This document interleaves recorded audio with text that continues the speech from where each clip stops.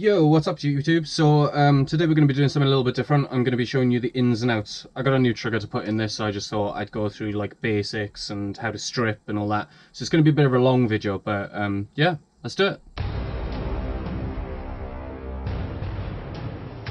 Okay, so first off, I've already poked the pins, but first thing you'll need to do is poke this top pin and then pull. What you'll find is it sometimes catches on the top. Just give it a gentle pull. Comes away nice and easy, and then that slides out of there. Now some of these differ. They either have a spring there or they have a spring over the top. Different hop-ups, different things. This would be the only place that I would say for someone who wanted to do a little bit of a quick upgrade to start. Just go to here, new barrel, new nub, job done. It's that simple. When it comes to stripping these, they're all a little bit different, but they are quite simple. If you want to see like how to do a changing of that, let me know. Okay, so this guy, they differ slightly. This one's a little bit different. It has obviously a PDW stock, which I've already removed, but the only difference is that usually you have this. Okay, now down there is the same principle. There's a little screw. This is obviously for a generic V2 gun, all right? So what you need normally with a longer buffer tube is a long ass screwdriver. Okay, luckily I don't because I got a little PDW stock, so I'll put that to one side. So you need to do, you go down the inside and you'll see a little screw.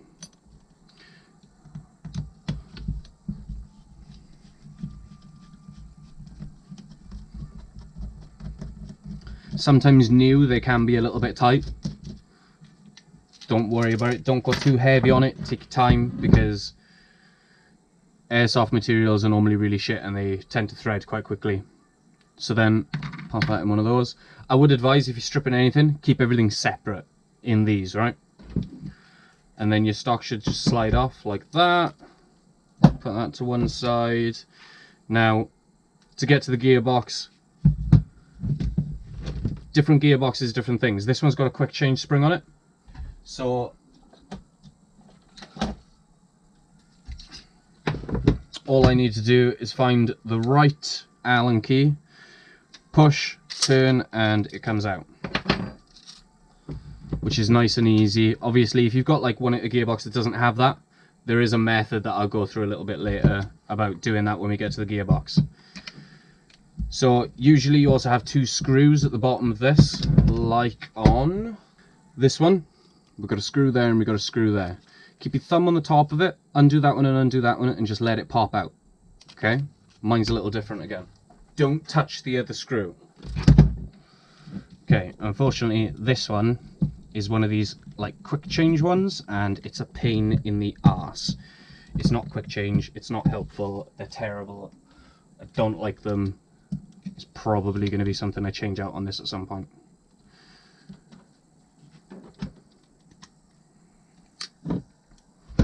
Just like that. So this one has this little thing in it. Just again, on the other ones, it's just one piece. It just comes out. It's nice and simple. Right. This is the stage where I would say to you, take a picture. Okay, take a picture of what this looks like because you want to get this right on the way back in. So pull your little connectors,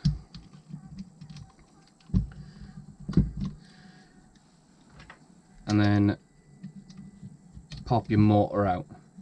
Now, motors are magnetic, right? So you don't want to be putting it somewhere where it's going to get a lot of grub on it, right? So what I do is grab hold of one of these,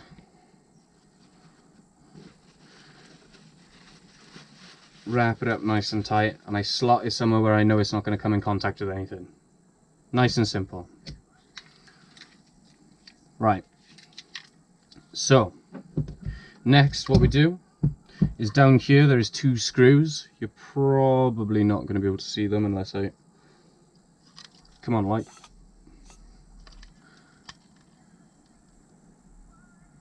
Yeah, you could just about catch one, but there's two down there.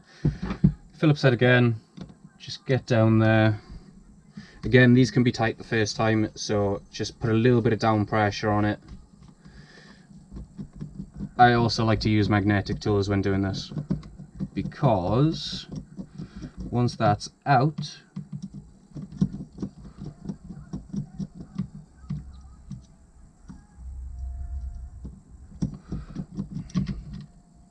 we can just get them out. Now again, separate your stuff, make sure that you're keeping an eye on everything. Again, if you want to take a picture of down there just to make sure that you got your alignment right and everything, do so. Okay, there you are, there's the second one. There are 4 holes down there, but usually you'll only see 2 screws down there, so don't stress when you come back to taking it apart. Cool, off to one side. Now what we do is so there's a pin. Normally mine has these has a pin retention system that usually you just see a pin there, and we need to knock that guy out, right? It's quite straightforward. Do it one way. If you feel like it's taking a little bit too much pressure, flip the gun over and try it the other way, because sometimes they have like a little grippy part on the inside of them, so you don't want to screw that up, right? Just lightly tap it out. Right, with mine though, I have these little retention things, so I need to grab an Allen key and take it out. There's one on each side on this, but if you're clever, you can just take out one side, and that was the pin on this one, but obviously on the other ones you need to knock them out. Alright, the other thing that is holding this in is this back pin. Okay, this one's quite loose on mine, sometimes they're not, so that might need a knock out as well. Okay, then all we have left is this guy.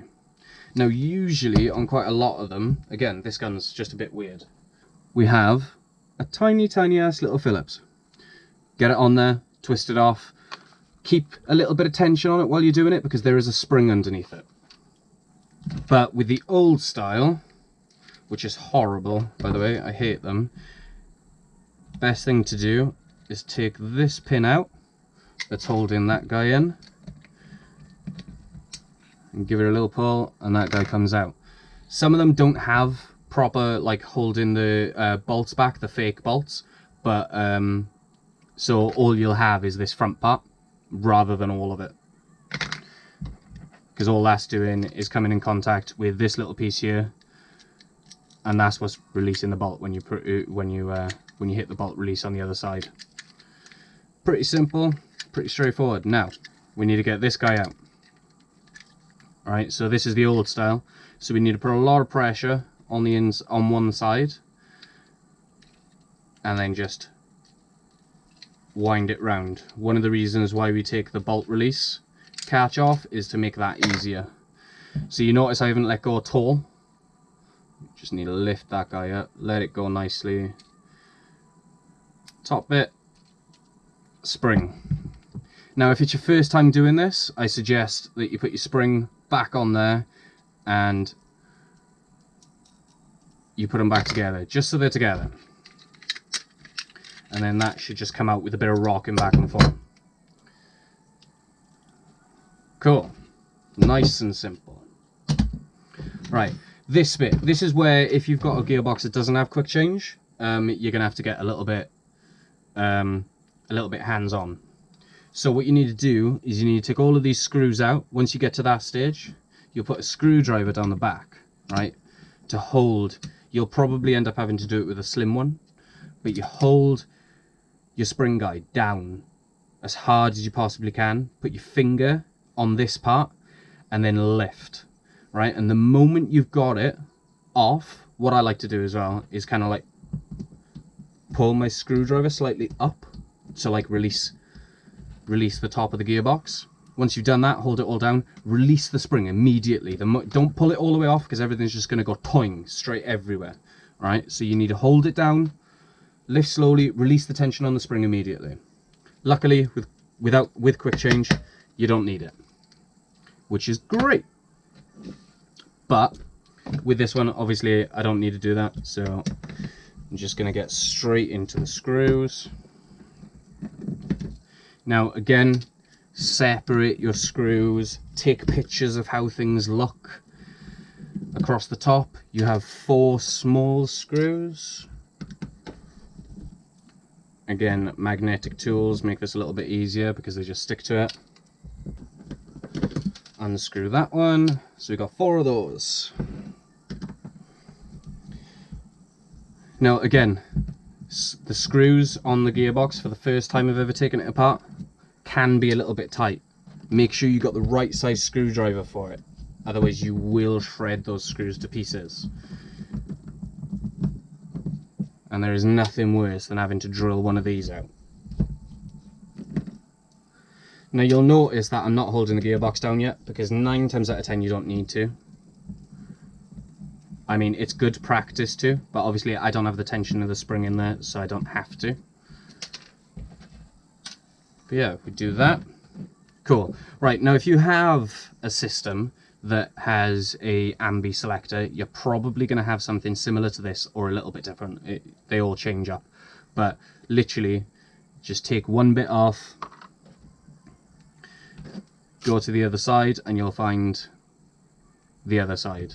Put it to one side. And there is my gearbox. Okay.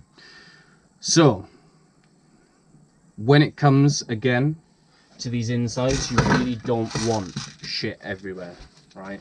So what I suggest you do, get your cloth or something like this, you know, a bit of kitchen towel or whatever, put it to one side, and everything you pull out, pop on it. Keep it clean.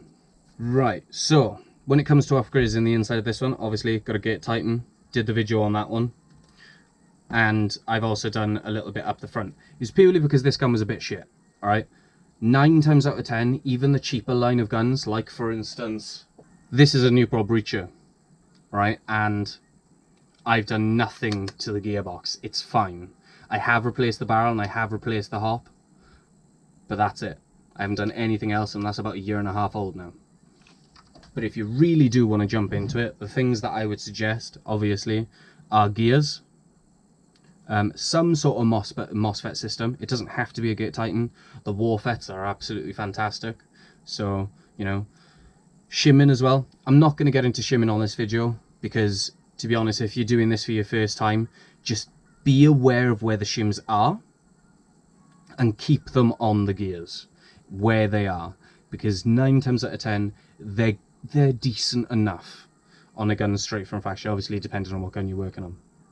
But yeah, so what I'm doing is obviously I'm going to be replacing this trigger.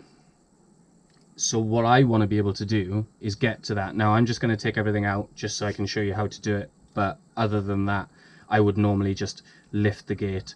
You wouldn't have to do that with a normal trigger system. It would just, you'd be able to just pop it out if you needed to. So you release that little spring there, lift this guy out onto the paper. Now your anti-reversal latch will spring. Grab it, pop it to one side. It has a little spring on it, tiny little spring. Okay, do not lose that. Take a photo of this when you've got it, like, you know, with the gears and stuff in there, so you know where everything goes. So I don't need to lift anything else except this guy on the gate. Now if you do have a gate tighten installed, take your bloody time with this, because you break one of those pins and it's done. That thing, this thing's screwed, right? And that's a waste, a lot of money wasted. Pop it on the paper, nice and gently. Trigger out. Again, spring. You'll notice it goes into that hole, and then that sits inside of the gearbox. They can be a pain, and they can, on the first time that you try and do this, just spring completely out. Okay, so just be careful. Pop that on the paper. Cool. I don't need to go any further, but lifting the gears, pretty simple. Just remember that this gear goes there, that gear goes there, the other gear goes on the bottom. Okay, nice and simple. Now when it comes to putting these back together, usually you don't have a gate tighten, so you just have normal trigger contacts. There's a little pin there. Okay. Now sometimes they look a little different. Let's see if I can find an example for you. So they can sometimes have a little bit more of an apparent button. Now what we want to do with that when we go to reinstall is have that at either the 90 or the 40 foot. Don't go any further. You need this pin to be facing in the right way. It's just good for the gun on that first shot. It sorts itself out, but you don't want these smashing into your piston. If you are going to do inside upgrades like spring or gears, I would suggest getting something with metal teeth. I've short stroked this already, only by one, but it was just what I wanted to do. Metal teeth, it doesn't necessarily need to be metal everywhere else. I like to have fail points, right? Things to break, okay? Because things don't last forever. Airsoft is one of those things. Internal parts do break, but I like having points of break. Like usually, this is your air nozzle, right? Now, normally that's going to be plastic. My personal opinion, keep it plastic. Because if something goes wrong in here and something knackers up, this will break. This is like £3.50 to replace. It's better to have a break point. So as you can see, gears. Right, so we're going to slot that guy off to one side for a minute. I'm going to grab a new trigger. So this is the max model triggers. I just wanted to give it a go, see how it is. I've never actually used one before, but the premise of them is quite cool. They got a little grub screw adjuster that will basically allow you to place your trigger in the right place so it bounces straight back from the count point. This works really well with the gate, obviously, because it's done on sensors. So I've got full pull. I don't have a spring kicking it back, or I don't have contacts meeting in the center. So this works, so then I can really play with that. Okay, so this is the max model trigger. It goes in like every other trigger. Just pop it in like that. Now, you can do this any way you want to, really, but because I've got a gate tighten, I need to make sure that this gear goes in first. All sitting in the right place. Nice. So then we pop our trigger on, hold the spring in place. It goes through a little hole there. Just hold it in place just until you get it to the gearbox.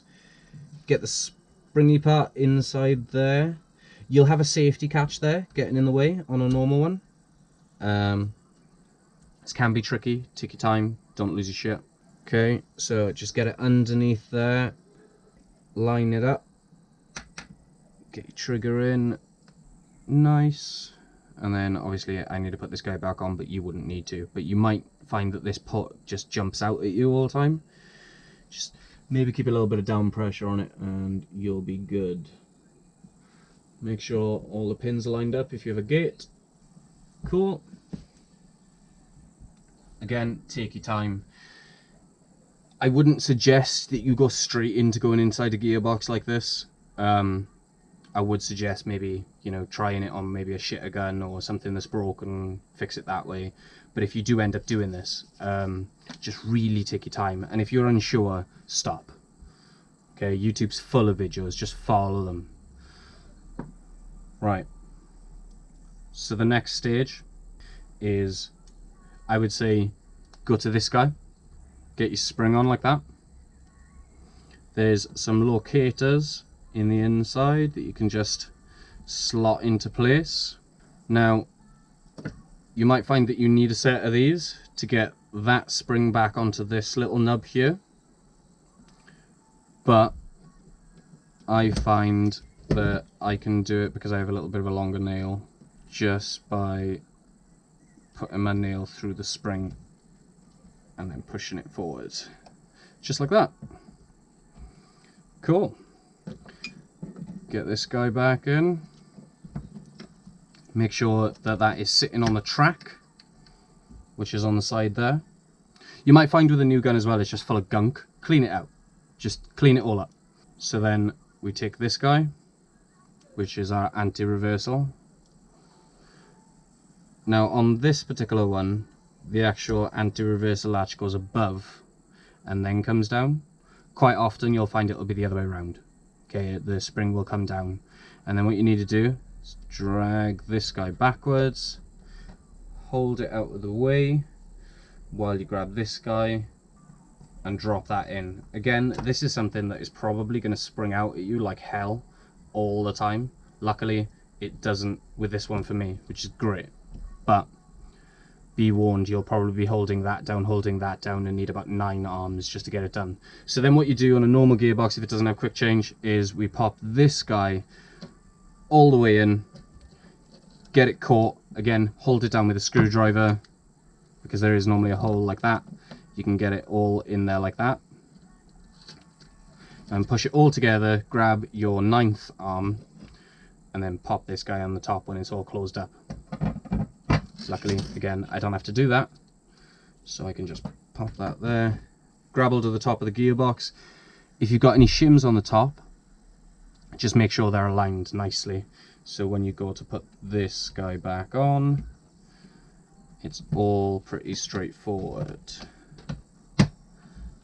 Cool. So then the next bit we need to do is, what you'll find is that the anti-reversal latch is never in line. So we want to try and move the gears slightly and gently, keeping down pressure. There you go. Right, before we go any further, we don't want to put any screws in yet. We need to make sure that everything's smooth in. Pull the trigger, make sure that's moving nicely. Again, keep down pressure because you might have a spring in you, okay? And then push the air nozzle, make sure that the tapper plate's moving. Nice. Happy days. Right, so now we can start applying screws. Okay, I like to just keep a little bit of down pressure, place all my screws where they're meant to go. You'll find that some have domed and flats. The domed ones go inside, the flats go to make it all flush. Okay, I've got all flats. But again, if you took a picture before you started to see where everything was, you'll be able to follow that.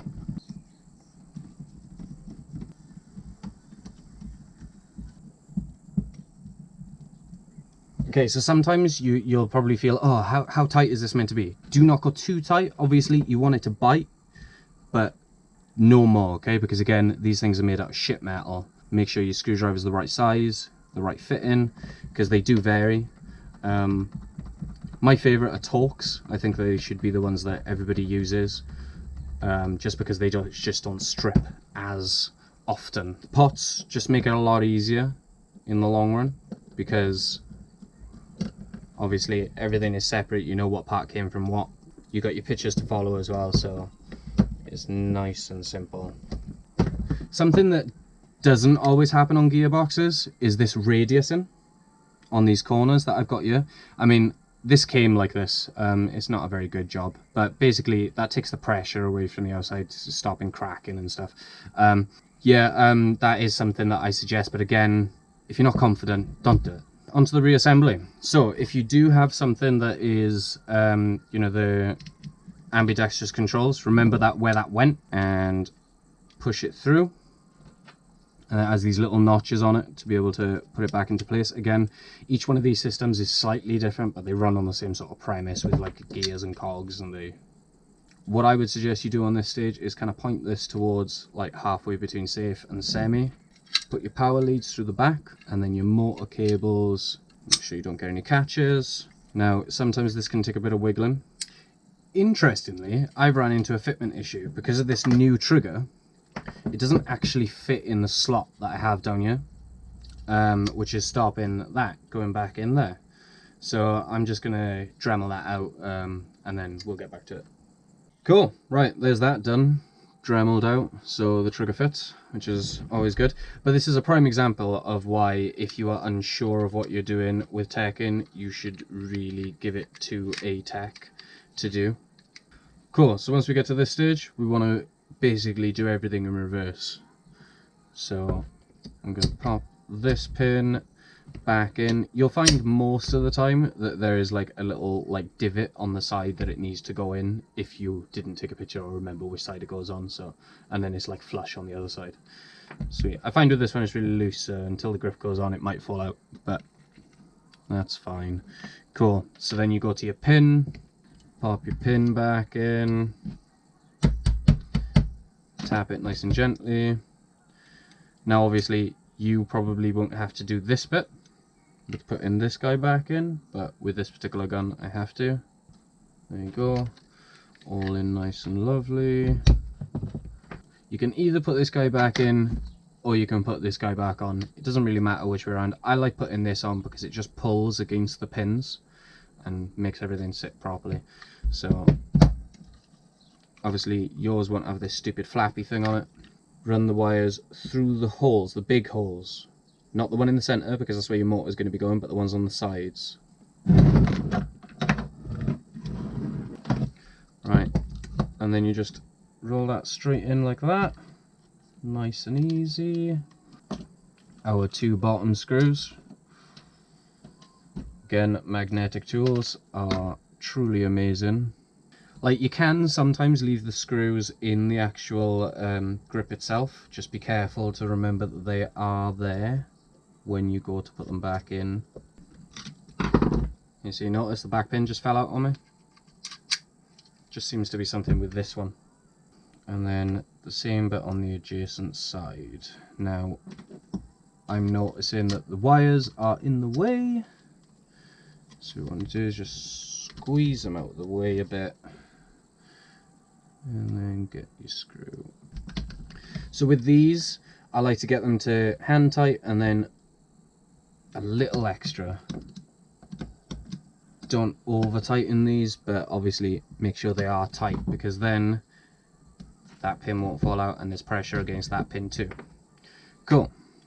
So again, you might have a different version of this. I have the old one on this, so you might be able to do this a little bit of an easier way. But what you need to do, take this part of it, drop it in there, keep pressure on the other side with your finger, put your spring on, and then put your actual catch on, and then hold it in, grab your screw, screw it in. Obviously with this one got a bit of a different tack where we got to grab, push it right in, and then turn it, keep turning. Now with this one I find that it likes to sit flush, so we just get that screw part to sit flush, job done. Nice and simple, nice and easy.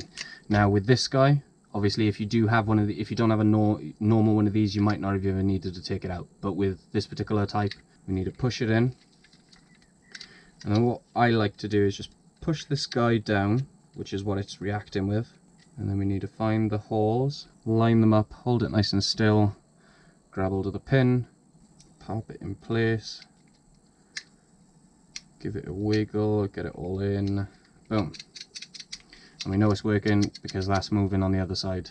Oh god, I'm terrible at this camera angle stuff. So yep, nice and easy. Cool. Back to the motor.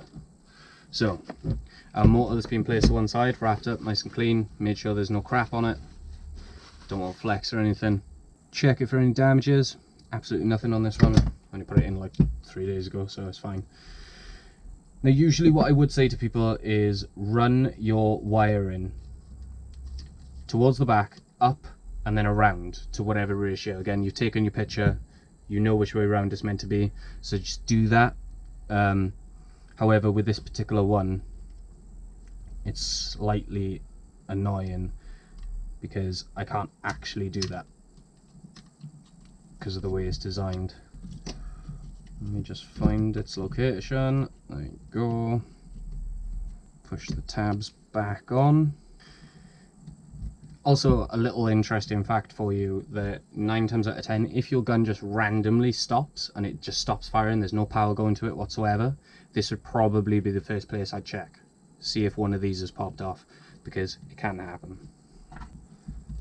You pop that down. Let me grab hold of this. And again, you'd have your little screws and just one piece to push in. So all you'll have to do there is just make sure screw in. What I like to do with those is kind of like tighten one side slightly, get the other screw in, tighten that, then full tighten. Do not touch the one in the middle, okay? You don't need to. So you notice now that we have an issue, right, that we've got on our ambi selector. They're not going to the same place. That's on full auto, that's halfway between. Now luckily on this one I don't have to do any stripping. All I've got to do is get an Allen key on this side of the right size, which I believe is a 1.5. Yep. Lift it off. Now be careful because there is a little ball there underneath there for like solid clicks. So turn that one to semi, turn this one to semi to realign them. Make sure your nozzle is obviously moving still. Cool. If you have a quick change spring, get that guy back in. Obviously if you don't, then you've already done this. So straight in, turn it, make sure it's all sitting nice and flush. Happy days. Cool. I would suggest that you plug it in at this point and just give it a quick shot on each. Just make sure everything's working alright, just so everything is fine. I'm not going to do that though because I don't care. It's my gun, so cool. Right, so the next thing that we're going to do is obviously replace all the outside stuff. So where I would start obviously would either be with the buffer tube for you guys with the long screwdriver as explained at the beginning, or if you're doing a PTW like this. So what we need to do is we need to run the cable in. Now you might have a ring to go on first, like on this one. Make sure that goes on first, then your buffer tube. I don't have one, I just have this big bulk. So we make sure that goes on. We make sure the wiring's going into the right place, just like that. Give it a little bit of a niggle out of the way. And then we take our long screw, which you'd have, or in my case, a short screw, down the buffer tube. And then this can take a little bit of time and a little bit of patience to get it right aligned. Just take your time, you will get it, I promise. Again, tight and then a little push. Boom, easy. Cool. Now, next stage is obviously the front end. So we take our hop-up unit and barrel. Again, if you're going to do any sort of upgrades, start here. Nice and simple. Alright, there's plenty of videos online of this as well. Different style hop-ups. It's pretty straightforward. Just take your time, don't break anything. Cool. And we run that down there. Get it into position that it needs to be in. Cool. And then we slide it back on. Now obviously if you've got a pin here, make sure it's out of the way. Some don't, some do. Right. Make sure you give that a pull so it's over. Now with this gun, unfortunately, I hate doing it, but it's the only way it seems to go on, so. And that's that. Pinch it together. I'm going to put this tube back on just to finish this off because it's still got that little bit of a gap. Protect your wires. Fab. So there.